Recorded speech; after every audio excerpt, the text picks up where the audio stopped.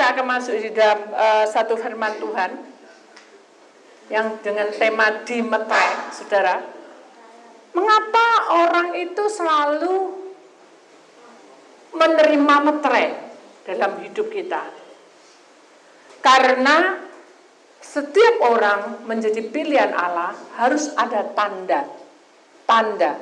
Ya, tanda itu diberikan dengan cuma-cuma asal kamu percaya. Itu jawabannya. Dan ada lagi banyak yang tanya, mengapa hidup kok harus dimeterai? Kan kita sudah mengenal firman Tuhan, kita sudah masuk dalam baptisan, kita sudah masuk di dalam bahasa roh, kita sudah masuk di dalam satu kumpulan di mana kita puasa sampai 40 hari lah, berapa hari lah. Itu semua adalah tanda bahwa kamu adalah miliknya. Jadi kalau saudara ditanya, kamu lapo? Kenapa kamu mesti pelepasan? Kenapa kamu mesti betra-betra? Kenapa kamu? Saudara jangan bilang, yo aku ya gak ngerti. Jangan saudara. Saudara hanya memberitahu, tidak perlu berdebat. Hanya memberitahu. Ya. Pemberitahuannya adalah setiap orang menjadi miliknya, pasti akan lebih banyak mendapat pemeteraian. Pasti orang yang dipilih oleh Allah itu akan ada tanda di atas hidup kita. Jadi kita butuh meterai itu. Mengapa harus pelepasan setiap hari Senin? Kenapa? Karena kita mau semua perkara kita dari 24 jam, dari Senin, Selasa, Rabu, Kamis, Jumat, Sabtu, Minggu, Senin kembali. Dalam proses kita yang tidak sempurna itu, dengan pelepasan itu paling tidak beban yang kita punya, pelanggaran yang kita punya itu, kita sudah serahkan pada Tuhan. Tahu ya saudara, jadi maksudnya bahwa sudah dipotong, sudah dosaku sudah berkurang. Bukan. Kalau saudara melanggar, itu nanti tercatat di sana. Nah, terus kapan Bu bisa tahu aku pelanggarannya berapa? Itu urusanmu dengan Tuhan. Kenapa? Nanti pada akhir penghakiman tiba, barulah buku kehidupanmu dibuka. Nah, itulah namanya baru kita lihat berapa pelanggaran kita dan apa yang dilakukan tindakannya. Itu hanya Tuhan yang tahu. Jadi kita tidak berhak untuk tahu. Jadi kalau kita sebagai orang pilihan Allah, kita harus lebih banyak dimeterai oleh Tuhan. Mengapa kok kita mau berpisah cuma berapa minggu aja, 2 mingguan? Kenapa mesti dimeterai-meterai? Kan sudah kakek aja, sudah selesai titik. Ya itu kan kemauan saudara, tetapi di dalam Tuhan kita harus lebih banyak tanda di atas hidup kita. Itu tanda bagi kita itu mengikuti perintahnya. Orang aja kalau bekerja, orang aja kalau bekerja di kantor, kita harus tanda tangan. Sekarang ini bukan tanda tangan, ada lagi yang cap jempol atau pakai titik itu saudara. Oh ini absen. Nah, Tuhan ingin hidup kita juga gitu. Setiap kita menjadi miliknya itu ada tanda bahwa kamu itu sudah mengikuti jalur Tuhan, jalan Tuhan. Jadi dengan kamu baptisan itu kamu menerima penebus sebagai hidupmu seumur hidup. Kalau kamu bahasa roh, Tuhan mengurapi kamu. Bukan dimeterai, mengurapi kamu supaya kamu masuk di dalam satu kehidupan dunia roh ya. Bahasa roh itu ada dunia roh di mana roh kekudusan ada. Tapi kalau roh dunia roh itu ada yang perlu kita ketahui. Dunia roh itu adalah ada 2 bagian. Satu ada bagian Allah di mana roh yang diberikan kepada kita itu ada roh kebenaran. Selalu indah, selalu nyaman, selalu membuat kita itu hidup dengan kebahagiaan. Tapi kalau roh yang iblis punya itu adalah kematian semua. Jadi kita tahu bahwa hidup kita ini pasti kebawa ke sana. Makanya hari ini kita mengadakan pemeteraian. Kalau orang dimeterai bukan berarti aku sudah hari Rebu, Senin aku datang, Rebu datang. Katanya Bu Titik 3 kali dieling-eling, 3 kali diingat-ingat. Nah kalau 3 kali diingat-ingat boleh oke. Tapi setelah itu perbuatan kita tidak berubah ya sudah sama aja. Jadi kalau kamu menjadi orang pilihan Allah, tahun 2000 penghujung 2019 harus ada perubahan. Kemudian menginjak tahun 2020 kamu sudah dibuka jalannya. Jangan kita menunggu tian-tian nanti sudah melanggar titik tidak apa-apa, ini mumpung ribut Bu Titik, sudah tidak apa-apa, saya tidak ada sangkut pautnya dengan saudara sudah melanggar.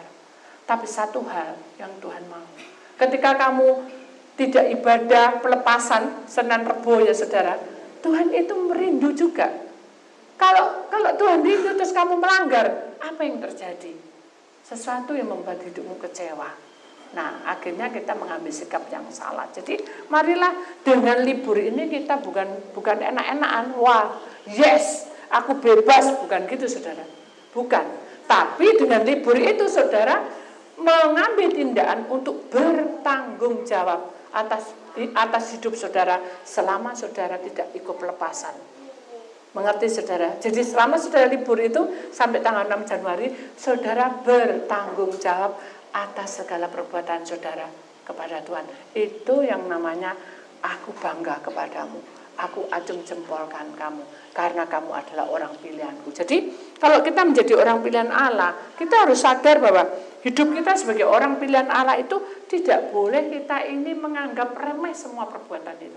Kenapa? Karena perbuatan kita mata Tuhan melihat. Karena perbuatan kita melanggar, iblis pun juga melihat. Dan iblis pun tidak akan tinggal diam. Dia akan berusaha mengacaukan kita. Nah, itulah yang namanya proses dalam hidup kita. Kemarin saya ketemu dengan seseorang. Dia masih remaja, muda, dan dia sekolah di luar negeri. Dengan dia sekolah di luar negeri itu, pola hidupnya itu ada satu tindakan, ada satu sikap bahwa aku harus berhasil, aku harus bisa. Sampai dia main apapun, game, main apa, harus menang. Itu bagus. Tapi dengan dia memiliki satu tujuan ke situ, itu bagus. Tapi dia paling takut kalau itu gagal. Sehingga dia ogah mau ketemu teman, dia tidak mau. Nah, itu tidak boleh. Kenapa? Karena kita mengasingkan diri kita. Jadi kalau kita menjadi orang pilihan Allah, biar kita belajar seperti benih. Ya saudara, karena di sini tidak ada papan. Benih, saya tahu benih, saya tahu kacang. Biji kacang saya pernah enggak waktu sekolah diajarkan tuh. Biji kacang ditaruh di kapas, dibasahi. Pernah? Terus itu biji itu ditaruh di situ dan itu bijinya, saudara. Untuk beberapa hari, ya, biji itu akan apa? Akan tumbuh kecil gitu ya, tunas namanya. Nah, hidup kita sebagai orang pilihan Allah, kita nih awal mulanya adalah benih. Benih yang dari kandungan ibu dipersiapkan oleh Allah dalam program hidup untuk masuk dalam proses pertumbuhan. Untuk masuk dalam proses pertumbuhan itu harus ada benih dulu, barulah tunas. Tidak mungkin tunas dulu baru benih. Tunas itu setelah benih dulu, jadi bibit yang diberikan. Kita ini adalah serupa dengan Allah. Kita ini bibit unggul semua. Saudara-saudara semuanya dari depan, belakang, semua tidak terkecuali semuanya. Kita ini adalah ciptaan Allah yang serupa dengan Allah. Jadi lebih sempurna dari semua ciptaan. Dengarkan ini baik-baik. Karena saudara biar tahu, dengan benih ini, saudara lahir ke dunia, sampai umur saudara sekian ini, maka Tuhan ingin memberikan satu pengertian kepadamu. Apakah dengan benih yang kamu tinggal di dalam dunia ini, sudahkah kamu bertunas bersama aku? Tahu bertunas? Bertumbuh. Tunas itu artinya menceritakan tentang tumbuh. Ini aku tumbuh. Kalau bibit bilang, benih bilang kalau bisa bicara, tadinya kan diem, seperti telur. Begitu telur diangkremi, ya, terus menetas. Nah, dia ini menetas, kasarannya dia itu sudah mulai ada pertumbuhan. Kalau dia bisa bercerita, ini loh aku mulai tumbuh. Dunia, aku mulai tumbuh. Sama seperti saudara, ketika sudah mulai mencintai Tuhan, benih itu akan tumbuh tunasnya. Tidak cukup itu, saudara. Ketika dia masih di dalam benih, dalam kandungan ibu, iblis itu sudah tahu. Dia berusaha untuk mengacaukan suami istri. Jatuhkan dan kutui. Nah, akhirnya ada pertengkaran, gak selamat anakmu. Ada yang gitu. Dengan kondisi suami istri dihancurkan benih itu dengan cara apa? Mungkin dia sudah putus asa dan dia gugurkan anaknya. Ada lagi juga karena dia sudah tidak suka dengan anak, karena hasil hubungan kerap digugurkan anak itu. Nah, itu salah satu. Benih itu dihancurkan. Tapi kita tidak. Dari tunas itulah iblis pun tidak suka. Dengan pertumbuhan tunas itu dia ingin menghancurkannya. Lewat apa? Nah, lewat dia mulai ada akarnya itu akan dibusukkan. Akar itu adalah Di mana kehidupan kita? Kita hidup dengan Allah. Kita hidup dengan karpe dewek, saudara. Kita bisa kaya, bisa punya kedudukan, bisa seperti ini. Itu semua karena Allah, kemurahan Allah. Jadi dengan kemurahan Allah itu, akar itu akan dihancurkan supaya kita tidak percaya dengan Allah. Supaya kita tidak mau berbakti kepadanya. Contohnya kayak apa, Bu? Aku udah percaya sama Allah. Ya banyak orang di dunia ini tahu Allah itu pencipta langit dan bumi. Tapi tunas ini bertanggung jawab enggak atas kelahiran kamu di dunia ini menjadi tunas. Dengan keadaan itu dia bertunas. Dengan keadaan dia bertunas bertumbuh ini, banyak orang yang iri. Sehingga dalam pekerjaan dia mulai bertengkar, mulai berkata-kata kotor, akhirnya mengutuk-ngutuk diri sendiri. Tunas itu sudah tidak sehat lagi.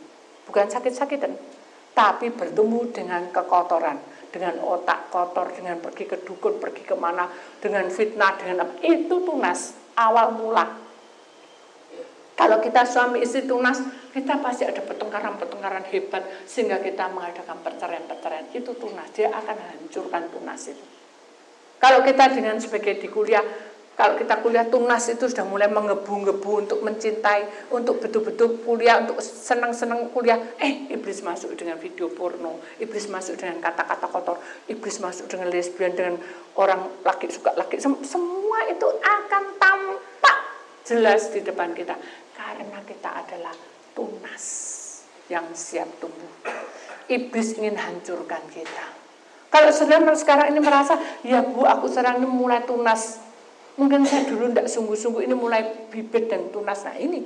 Jadi kalau tunas berarti saudara kalau mau bekerja, saudara punya uang, tidak punya uang, saudara tetap setia. Berarti tunas itu akan selamat. Saudara kalau saudara itu tunas dari awal, mungkin saudara sekarang ini lagi dalam kuliah, saudara lagi kebimbangan, ketakutan, apa, bla bla bla. Tapi saudara percaya, aku pasti bisa. Dan aku lihat kemampuan ini bersama Tuhan. Itu tumbuh tunas. Jadi awal mula akan menjadi hidup. Kalau saudara sebagai orang pekerja, demikian juga.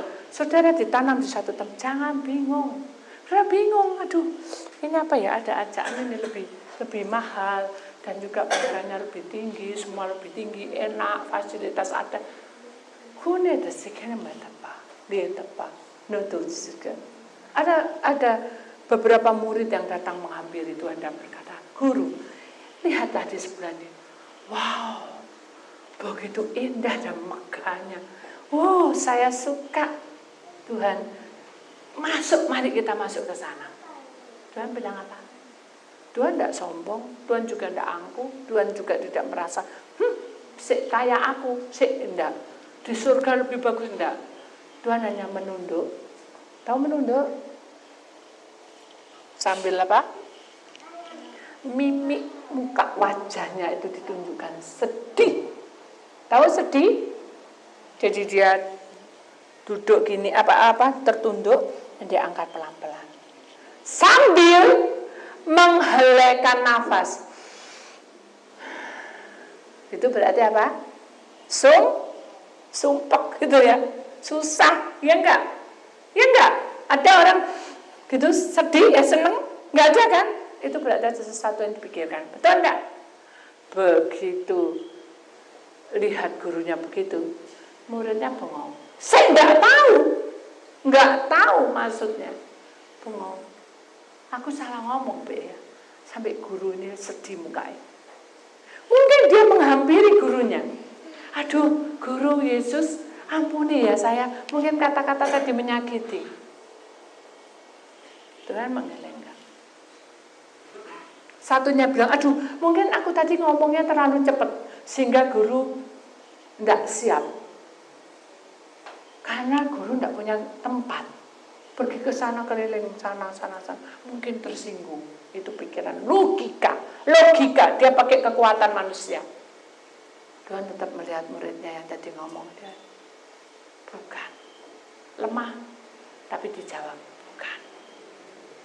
Semua bingung, saudara. Kenapa? Kok mukanya sedih? Lalu dia berjalan 2-3 langkah. Dia mulai melihat langit biru. Dari ujung ke ujung. Muridnya yang ikut-ikut ngelihat dari ujung ke ujung. Apa ini maksudnya? Kan bingung ya?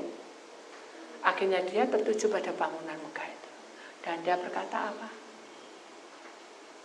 Sekalipun itu bangunan megah, hatiku sedih. Karena di dalam bangunan itu tidak ada satupun yang mencintai Bapakku.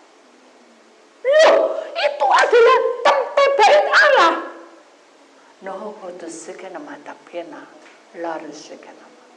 Allah lebih maha tahu. Bapakku di surga lebih maha tahu. Apakah kamu setia padaku? Apakah kamu sungguh-sungguh kepadaku? Dan apakah kamu mau berkorban untukku? Allah, Bapakku lebih tahu. Dari situlah murid-murid Tuhan langsung tertunduk, ikut sedih merasakan. Nah, jadi kalau hidup tunas, saudara sebagai orang pilihan Allah, tunas ini mau diapakan? Mau dihancurkan atau mau tetap berkembang? Siapa yang setuju mau dihancurkan? Tidak ada yang angkat tangan, betul enggak? Tapi kalau saya bilang siapa yang mau setuju untuk berkembang, dikembangkan? Semua angkat tangan, betul enggak?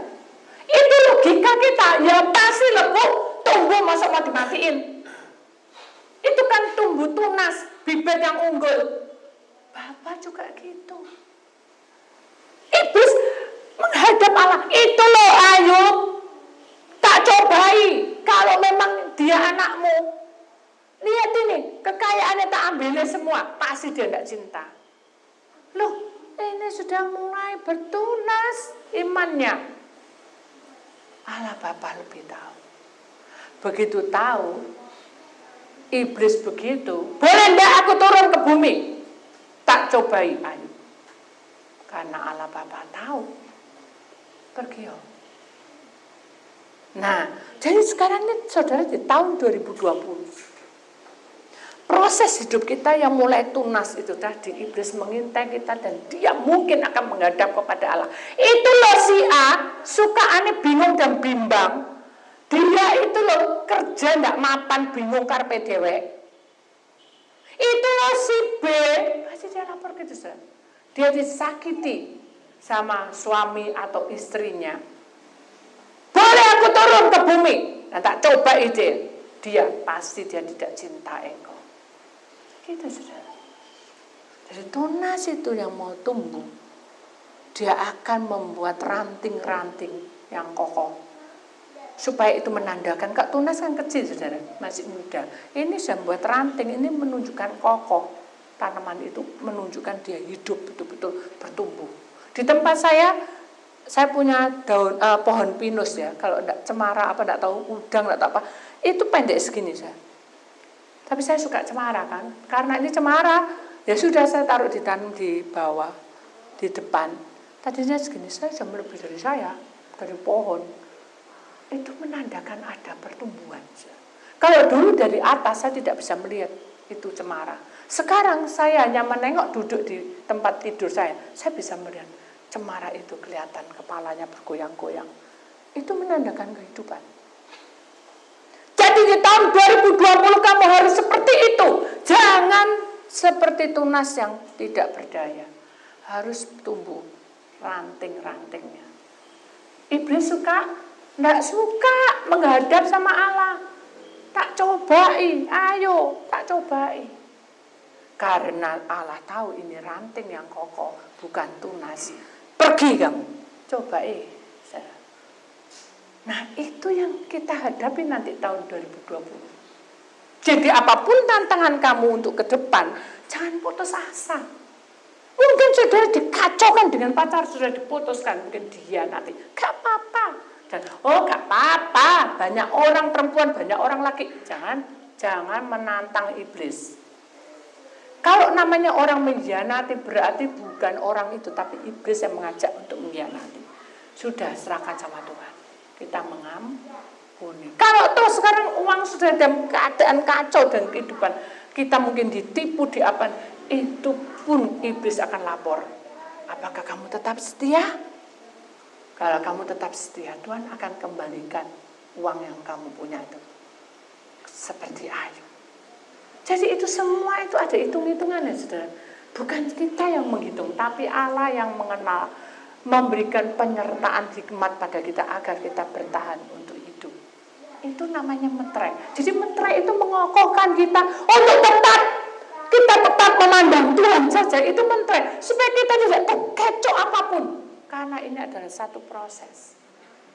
Saking dia sudah mulai beranting-ranting kemana-mana, tumbuh, subur. Halo?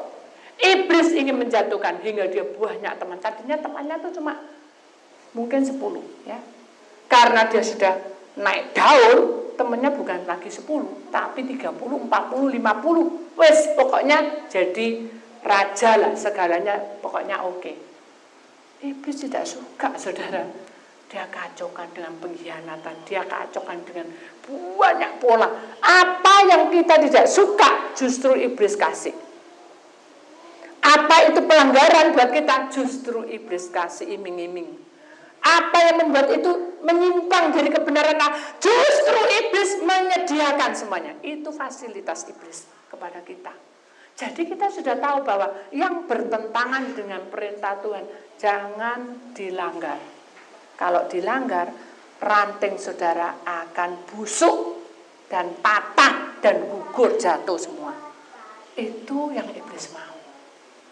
Jadi dengan pertumbuhan ranting yang ini semakin kuat, saudara harus tetap tegar seperti batu karang. Saya tahu batu karang, ya dihempas oleh angin badai, tetap berdiri, tidak pernah kemana-mana. Hidup iman kita juga harus seperti itu. Kekeh, jangan mau dijual hak warismu, hak kesulunganmu itu kepada dunia. Ya. Kalau saudara mau akan kejadian itu, sudah di kitab, ya. Kamu mau sop merah? Mau? Tak ambil hakmu. Ya, hak kesulunganmu boleh. Ya wis apa Pak, aku lapar kok. Loh, diganti saudara. Nah, dengan cara seperti itulah iblis juga ingin menyuap kita. Dengan pola kecantikan, ketampanan, gaya hidup, dan proses hidup manusia yang wah, orang kalau bicara, dia kalau bicara itu kita sampai enak, itu saudara. Jadi zaman tahun 2020 itu banyak sekali hal-hal yang membuat kamu tuh kagum. Tapi itu bukan dari Tuhan. Hati-hati ya saudara. Jangan terkecoh kemanapun, tapi kita tetap memandang Tuhan. Apa yang kamu lakukan, kerjakan, tetap setia. Itu gonemah, rantingmu itu akan kokoh dan akan betul-betul menjadi tumbuh terus. Setelah menginjak ranting, jadilah itu apa? Daun, trubus daun. Tahu daun? Makin lebat daunnya. Iblis tidak suka kita subur. Diberkati dengan limpah, diberkati perjalanannya, dibuka pintu kuasanya lewat anaknya, dibuka lewat mantu, lewat cucu, semua dibuka. Hingga suatu saat kita menyadari, loh anakku wis Joko. Pernah enggak sakit? Siapa yang mengingatkan tuh? Ya Tuhan. Loh anakku sudah gede, Sarah. Loh anakku dulu masih kecil, tak gendong sekarang udah punya pacar. Loh sekarang anakku sudah gini, sudah gitu. Itu adalah Tuhan yang mencelikkan mata batin kita. Oh, aku harus bersyukur pada Tuhan. Jangan mengambil kesalahan orang. Mau apa? Masuk ngono tapi sombong. Masuk ngono. Nah, itu pola yang seperti itu yang iblis suka supaya panas hati kita. Sehingga kita tidak ada kasih satu dengan yang lain. Salah satu aja. Ini saya sudah sudah kalau saya melihat dunia itu sudah tidak ada kasih, sudah. Saya barusan kan ya sering pergi. Di dalam pesawat itu kan kadang ada tas kalau taruh di bagasi ya, yang ada di tas di kabin. Nah, ada seorang ibu yang sudah tua. Saya ini 3, jadi saya di depan ada orang 3 itu laki-laki tinggi besar, posisinya besar-besar itu. Dan ibu itu ada yang di bagian nomor 4. Saya melihat dia tuh ketekeran sudah ngambil 3 laki-laki yang tinggi tempal, dia cuma ngasih tak gini-gini, ngasih gini ngeliat gini, dia pura-pura. Satunya ngeliatin aja. hati saya terenyuh. Inikah yang dinamakan tidak ada kasih? Apa yang harus saya lakukan? Apakah saya harus, Pak, tolong bantu itu dong? Saya juga tidak berhak. Inikah yang dinamakan hukum kasih? Saya tiba-tiba saja menangis. Saya tahu yang menangis bukan saya, tapi Tuhan. Tidak ada kasih. Dengan beriringnya waktu, satu ketika lagi juga di pesawat, pokoknya yang kejadian itu di pesawat, yang jelas nyata. Jadi ini saya, ini seorang ibu di belakang saya persis, kemudian tasnya itu kecepit di dalam. Enteng kecil tapi kecepit di dalam karena ketutupan tas besar. Dia tarik, tidak bisa. Terus saya berusaha untuk tarik. Karena itu berat, tidak mungkin saya bisa. Seharusnya orang yang ada di samping ibu itu yang bantu saya. Atau di depan saya, tapi kan saya yang ada di depan. Jadi yang duluan dengan ibu itu. Jadi tidak mungkin, pasti yang di belakang itu. Tapi saya tidak bisa apa-apa, saudara. Akhirnya saya permisi sama ibu itu, saudara, untuk saya mau angkat itu. Tapi pada waktu saya angkat, ada malaikat datang. Tidak apa-apa, aku bantu kamu. Tas itu loh, saya keluar. Serut. Jadi itu kan tas itu kan nyelempit di dalam, ada tali panjang itu keluar. Serut. Terus Tuhan itu bilang, tariin itu tali itu. Loh, kalau logika gak mungkin, itu nyantol di kaki. Gak mungkin lah, mesti keluar tuh tas-tasnya siapa sih ngangkat sak gitu beratnya. Karena saya tahu pada waktu saya duduk, bapak yang bawa tas itu, ya itu sambil mulutnya sampai, itu berarti berat toh. Ya kan, saya nggak tahu apa isinya. Begitu. Saya mikir, aduh, bapak ini apa? Itu pikiran saya. Nah sekarang saya yang menghadapinya. Dan bapak itu enak-enakan duduk sambil lihat TV. Jadi mereka mau pulang itu ya, sudah jalan tuh, mereka itu dia duduk lihat TV, dia pikir masih ada orang. Tidak sadar bahwa dia tuh nyangkut tasnya di situ.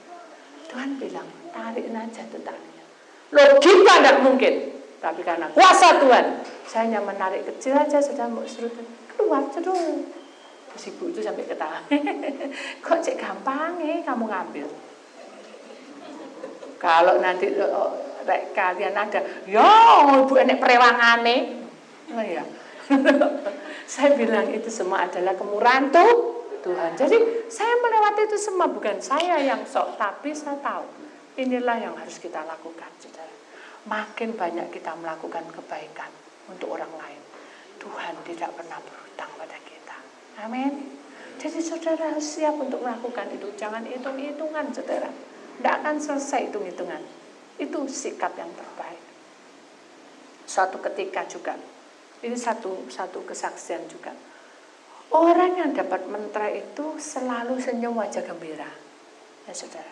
Ada seorang ibu di toilet, saudara. Dia itu, maaf ya saudara, mungkin juga karena dia tidak pernah, mungkin ya saudara, tidak pernah ke tempat bandara itu atau tidak pernah naik pesawat. Dia itu bingung, sampai dicincing. Jadi bajunya kan panjang, dicuncing tinggi sekali saudara. Dan dia bilang, mana, aku mau kencing gitu saudara. Semua itu sudah berbaris, ada 6-7 orang. Jadi saya itu ada di nomor terbelakang sendiri.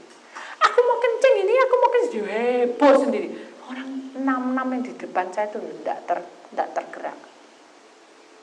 Waduh, ini aku ngompol ini aku gitu sudah. Teriak-teriak gitu. Sampai kebingungan gitu, saya yang jadi melok bingung. Itu siapa? Saya sendiri juga tidak bahagia. Itu menurut logika saya. Akhirnya saya bilang, Tuhan, inikah yang dinamakan kasih? Mereka lebih mementingkan diri sendiri. Inikah yang dinamakan kasih? Begitu ada jalan, saudara, itu kosong. Ibu ini lari, langsung sama orang dipelili. Aku sih, aduh, boleh nggak aku pinjam sebentar? Saya ini sudah tadi loh Bu, nunggu di sini. Saya ini juga terlambat. Kenapa kita sering menyalahkan orang karena pelanggaran kita? Kalau saudara sudah tahu ini terlambat, Kenapa saudara berangkatnya itu telat? Itu loh saudara. Jadi kadang kita itu tidak mengerti sebab akibat. Mengapa kita bertemu dengan orang lalu kita ngomong seenaknya dewe. Padahal sesungguhnya kalau kamu enggak agak pagian kan enggak mungkin terlambat. Kenapa kita harus bilang terlambat? Padahal ibu ini sudah keberatan teman saudara. Mukanya sudah pucat dingin nyenggol. Badan saya itu loh keringetan semua. Saya masuk mau gini kan ya enggak. Kasihan ibu ini. Pucat sambil nahan-nahan gitu saudara. Sampai 6 saudara, bayangin 6 bertahan gitu. Akhirnya saya Tuhan tolong Tuhan kasihan, bukan karena doa saya yakin sudah tak tahan, orangnya mungkin bisa pingsan saudara. Orang petugas sudah datang, Bu, ibu mau kencing ya, sini Bu. Wah sampai dia lari-lari sampai jatuh tuh dia lari-lari lagi, taruh di satu tempat, ada kan? Toilet itu kan ada 2 yang untuk pribadi, 1 untuk orang sakit dan dimasukkan situ. Baru saya lega, Tuhan itu baik. Di sekeliling kita ini butuh uluran tangan, saudara. Tapi ibu juga memakai kita. Oh, kita bertunas, mulai tumbuh bunga diberkati. Oh, kita royal dengan uang. Kamu mau butuh berapa? Kasih uang cereng. Uang habis semua. Dikasihkan orang, tidak tega. Tapi kalau untuk pribadi, Pak, ini sepatu jebol. Nanti ya. Tidak ada di sini. Orang lain lebih diutamakan. Jadi marilah kita belajar untuk punya hikmat. Orang ini kenapa? Orang ini gimana? Ya apa ini? Aku nggak ada begini. Jadi kalau kita hati-hati untuk melangkah, daun itu tidak akan keguguran. Gugur, tidak akan gugur. Tetap startnya diam. Tapi kalau kita sudah hati-hati, Tuhan suruh gugurkan seperti anggur itu. Harus dipangkas semua daun-daun supaya buahnya banyak. Ya udah, kita sudah sesuai, sudah tak serana sama Tuhan. Jalan. Setelah itu tumbuh daunnya, dia akan berbunga. Dengan berbunga itu tanda bahwa kamu akan berhasil.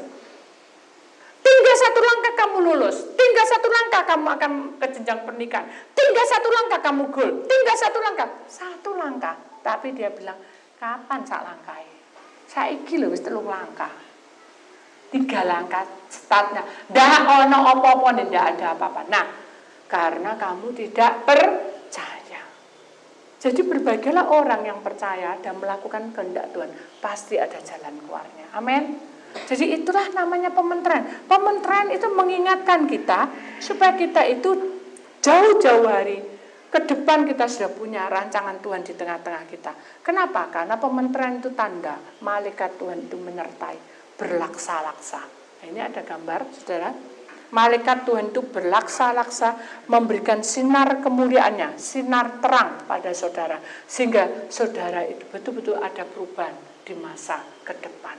Saudara harus berjuang, jangan patah semangat. Walaupun saudara anak kecil, orang dewasa, mungkin saya mengalami kegagalan karena saya tidak punya teman. Mungkin saya mengalami banyak masalah karena keuangan saudara menipis. Mungkin saudara bertubi-tubi dengan banyak persoalan karena saudara tidak cukup keuangan saudara. Ingat, kekayaan itu di surga banyak, tapi kesetiaan itu hanya pribadimu, lepas pribadi. Jadi itu mahal harganya. Kalau kamu sudah memelihara kesetiaanmu kepada Tuhan, maka Tuhan tidak pernah lepas dari jangkauan hidup kita. Dia akan melekat bersama kita. Amin. Jadi itu adalah satu komitmen kita. Bahwa di tahun ini kita harus mengambil satu tindakan untuk semakin hari melekat pada Tuhan. Kemudian yang kedua, Wahyu pasal 7 ayat 1. Kemudian daripada itu aku melihat 4 malaikat berdiri pada keempat penjuru bumi. Dan mereka menahan keempat angin bumi supaya jangan ada angin bertiup di darat ataupun di laut ataupun di pohon-pohon. Apa ini maksudnya, Bu? Karena bunga ini akan berbuah. Dengan buah ini Tuhan ingin jangan dikacau balukan dulu. Biarkan dia berbuah dan menikmati. Tapi iblis tidak suka. Dia ingin mengacaukan. Dari ini dikatakan dari 4 malaikat ini berdiri ke 4 penjuru bumi. Semuanya ini sudah dimenterai oleh Tuhan. Tapi karena manusianya yang mengalami suatu pelanggaran dosa sehingga menterai itu tidak berlaku bagi kita. Sekalipun kita dimenterai berulang-ulang, kita tidak mempan. Kenapa? Karena hidup kita tidak mau berbuah. Orang yang mau berbuah harus tumbuh bertunas, harus ranting, harus daun, harus berbuah, barulah berbuah. Itu proses. Jadi saya terangkan kepada mereka, kamu masih muda, jadi kamu harus seperti ini. Barulah dia manggut-manggut. Oh, jadi aku tahu ternyata hidup di dunia ini ya koyo ngene soroi. Kayak gini. Oh, bukan soro. Ini adalah jalan salib. Jadi kalau hidup saudara ini mungkin sekarang ini saudara dibingungi dalam proses otak saudara yang kurang bagus, dalam arti suka marah, suka bingung, suka emosi, tidak bisa dikendalikan. Itu salah satunya kekurangan dari otak, cairan otak kita. Ya sudah, mengalir sudah. Mungkin kita tidak mengundang penyakit itu masuk, ternyata kita sakit jantung. Ya udah, mengalir. Saya juga tidak mengundang, saya punya kaki varisan. Ya udah, mengalir. Ya apa caranya? Ya udah, kita harus betul-betul menjaga tubuh kita supaya tidak terjadi ketegangan dalam otot kita. Itu kan yang direncanakan dalam logika kita. Tapi untuk proses selanjutnya Tuhan yang akan menjaga kita. Kenapa? Karena kita belajar untuk ke arah kesembuhan, ke arah kemana Tuhan mau. Mengerti saudara? Jadi saudara ini di dalam Wahyu 7 ayat 1, Allah sudah memberikan tanda menterai di atas kehidupan kita lewat malaikat-malaikat itu. Dari depan, belakang, kiri, kanan, itu intinya. Jadi angin bumi supaya itu tidak ada tiupan apapun, badai apapun, supaya kita tahu bahwa kekokohan iman kita ini bersama-sama dengan Roh Allah. Kalau Roh Allah sudah bekerja, inilah yang kurenungkan setiap waktu. Itu enggak? Kalau ini menjadi renungan kita dalam hidup kita, maka start kita betul-betul hidup kita ini di tahun yang ke depan betul-betul para malaikat itu berlaksa-laksa menaungi kita. Amin. Jadi inilah artinya pementeran itu dibaca. Jangan kita menengok ke belakang lagi. Kalau kamu menengok ke belakang, oh dulu tuh enak, kerja tuh uang tuh bral. Ya, karena Tuhan sudah memberkati saudara, betul-betul rantingnya tuh ingin berbuah, bunga dulu baru berbunga digugur, no ya itu tadi, wes lupa semua. Akhirnya kita jatuh di dalam dosa. Kenapa? Karena kita sudah tidak lagi murni mencintai Tuhan. Yang kita minta hanya berkat. Jangan. Hari ini sudah diajarkan Tuhan. Orang yang dapat menterai harus menyenangkan hati Tuhan lebih dulu. Amin. Jadi komitmen kita tahun 2020, saudara, hari ini sampai tahun 2020 menyenangkan hati Tuhan. Amin. Jadi orang yang menyenangkan hati Tuhan tidak selalu Senin, Selasa, Rabu, Kamis, Jumat, Sabtu, Minggu ke gereja terus, tapi tukaran. Ke gereja terus tapi lihat video porno. Ke gereja terus tapi kata-kata kita kotor, ya percuma saudara. Jadi marilah kita, kalau orang bilang tuh, ayo dandani awake dhewe, dandani tubuh kita. Rumah kita ini kotor, dandanono. Kemarin saya pulang, kok banyak foto malam tuh saudara. Foto-foto penuh di depan dengan biasanya kalau di kamar mandi cuma ada sampah, tempat sampah itu tidak ada. Nah, saya lupa beli, jadi ya ada di tong tuh, tapi kan tidak pakai plastik. Jadi saya tahu, ya pakai foto-foto banyak sekali sampai tak kresek besar. Saya tanya, loh ini dari mana foto-foto ini? Lalu pembantu bilang, baru selesai kita bersih-bersih kamar. Kamarnya siapa? Kamarnya Andreas. Kenapa dibersihin? Karena 1 bulan ngocor sudah meninggalkan tempat. Ya otomatis lah banyak kotoran, banyak debu. Kita bersihin berulang-ulang bukan hak kita. Jadi gini saudara, hidup kita sebagai orang pilihan Allah itu lepas pribadi. Tidak bisa, kalau seperti saya ini contoh aja. Saya ada di rumah Laguna, itu saya setiap hari di situ. Tapi saya juga tahu itu kamarnya Andreas. Saya hanya siap untuk membersihkan, tapi saya tidak tahu. Saya takut untuk ngambil ini dipakai. Catatannya, ini dipakai botolnya. Jadi saya biarkan gitu, tapi dalam kondisi rapi. Tapi begitu tuan rumahnya datang, oh ini botol tidak dipakai, dibuang semua. Gitu. Oh ini kertas-kertas tidak dipakai karena dia yang punya kamar tuh, dia buang semua. Jadi itu tandanya, karena dia punya hak atas kamar itu kamarnya dia. Sama dengan hidup kita ini ada satu Bait suci yang dikuduskan oleh Allah tubuh kita. Nah sekarang yang dandani tubuh kita bukan lagi orang lain. Seperti kamar tadi, bukan lagi saya. Walaupun saya ada, ketemu dalam rumah tangga, suami, istri, anak, ketemu kan. Tapi dalam hidup kita untuk kudus itu adalah pribadi kita yang membersihkan, bukan orang lain. Oh kamu tidak begini loh, lalu kita ikuti. Oh kamu tidak begini, kita ikuti. Tidak bisa. Tidak bisa, itu pribadi. Ketika Andreas datang, dibersihin semua kamar, baunya wangi dan betul-betul bersih. Semua bersih, semua bersih. Saya hanya membersihkan hanya sekedar bersih, tapi hanya luarnya. Saya seperti saya memberikan satu pesan dari Tuhan itu hanya di luar saja. Itu selanjutnya saudara yang nyambung. Mau lakukan enggak ini firman? Dilakukan berarti saudara membersihkan kamar itu. Mengerti saudara? Jadi maksudnya adalah hidup kita ini betul-betul ada hasil di situ. Di mana hasil itu nanti akan berbuah. Tahun 2020 ada tahun berkat untuk anak-anak Tuhan. Ayo ambil bagianmu. Jangan leleh, enak-enak diri.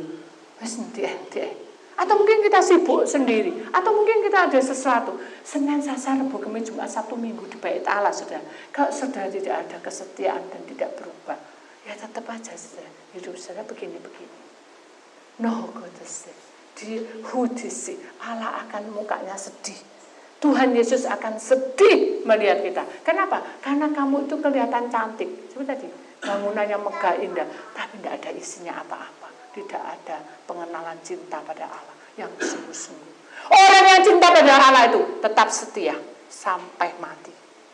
Mari kita melewati hidup kita ini untuk betul-betul mempersiapkan kesetiaan kita ini pada Tuhan. Amin. Dia pasti menjaga kita lebih sungguh-sungguh. Amin. Itu jalan Tuhan, saudara. Jadi Tuhan akan memberkati kita karena kita mencintai Dia lebih sungguh.